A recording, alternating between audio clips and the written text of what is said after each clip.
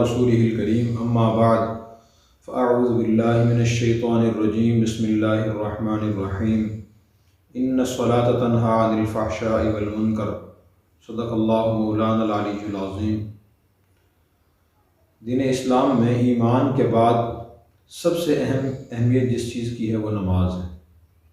نماز ارکان اسلام میں سے اسلام کا دوسرا اہم ترین رکن ہے۔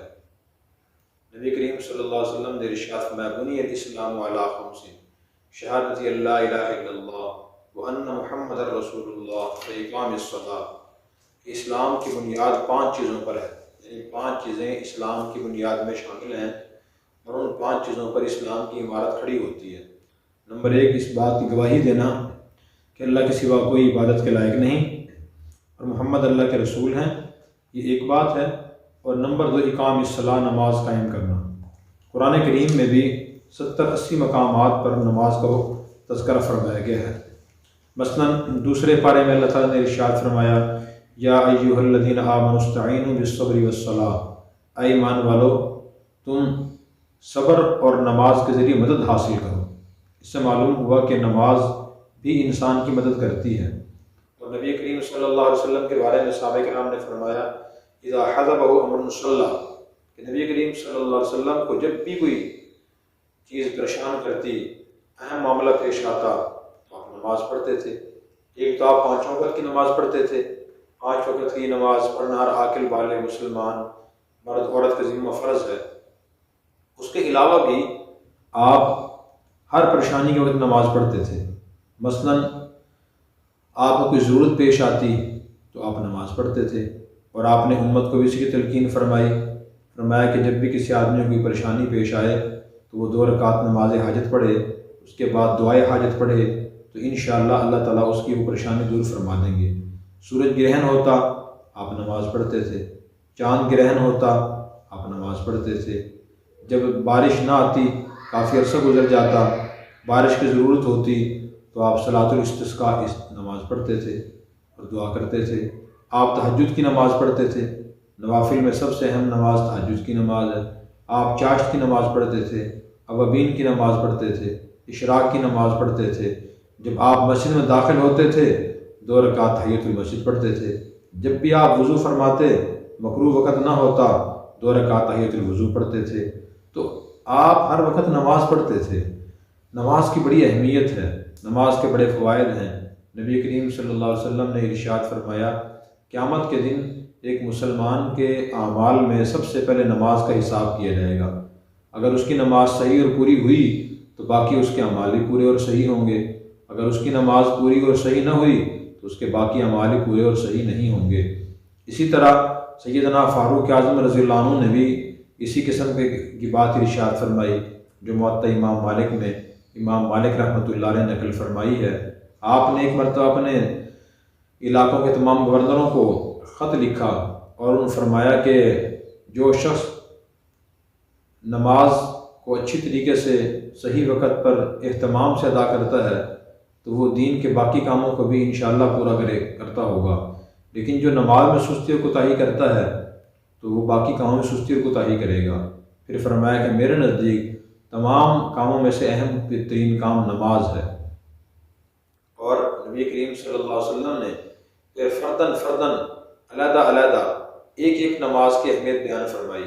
مثلا آپ نے فجر کی نماز کے بارے میں فرمایا کہ جو شخص فجر کی نماز ادا کرتا ہے وہ اللہ تعالیٰ کی ذمہ داری اور حفاظت میں آ جاتا ہے اور اللہ تعالیٰ اس کی حفاظت فرماتے ہیں۔ اسی طرح ظہر کی، عصر کی، مغرب کی، عشاء کی آپ نے فضیلت بیان فرمائی۔ حضرت عبداللہ بن مسعود رضی اللہ عنہ فرماتے ہیں کہ میں نے ایک مرتبہ نبی کریم صلی اللہ علیہ وسلم سے دریافت کیا ای الاعمال افضل، کہ یا رسول اللہ سب سے زیادہ فضیلت اور ثواب والا کام کون سا ہے؟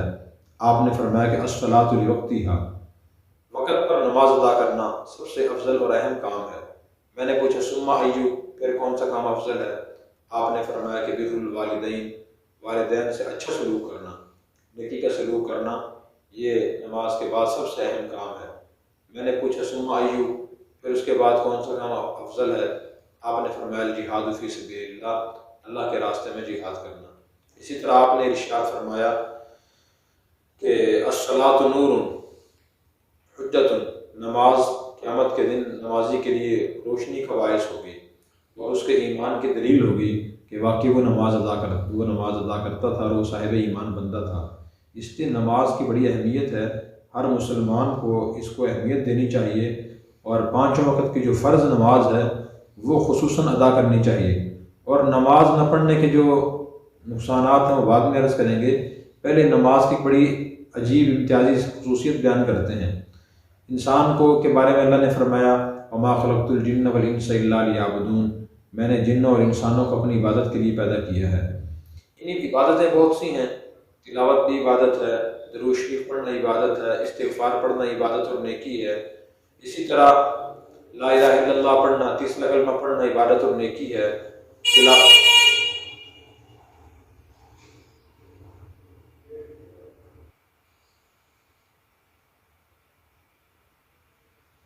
کرنا عبادت اور نیکی ہے، بہت سے نیک اعمال ہیں، لیکن نماز ایک ایسی عبادت ہے جو بہت سی عبادات کا مجموعہ ہے۔ مثلا اللہ کے سامنے کھڑا ہونا، قیام کرنا یہ عبادت ہے، رکوع کرنا عبادت ہے، سجدہ کرنا عبادت ہے۔ نماز میں رکوع بھی ہوتا ہے اور قیام بھی ہوتا ہے، سجدہ بھی ہوتا ہے، انسان ہاتھ باندھ کر اللہ کے سامنے کھڑا ہوتا ہے کہ یا اللہ میں بے کس اور عاجز آپ کا بندہ ہوں، میں کچھ نہیں ہوں، سب کچھ آپ ہیں، میرے سارے دین اور دنیا کے کام آپ کے اختیار میں ہیں، آپ یہ کام مکمل فرمائیں گے اور انجام دلوائیں گے۔ یہ اس عاجزی کا اظہار ہوتا ہے۔ سجدہ انسان کرتا ہے، حدیث میں آتا ہے کہ سب سے زیادہ بندہ اس وقت اللہ کے قریب ہوتا ہے جو سجدے کی حالت میں ہوتا ہے۔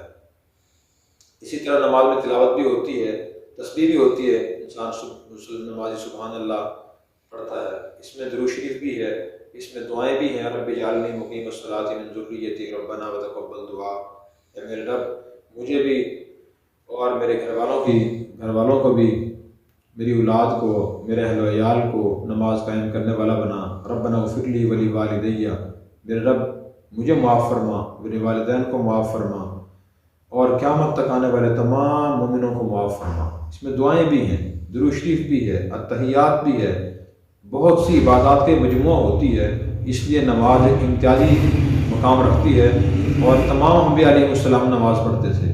اللہ تبارک و تعالی ہمیں پابندی سے نماز پڑھنے کی توفیق عطا فرمائے۔ Subscribe now and press the bell icon. Never miss an update.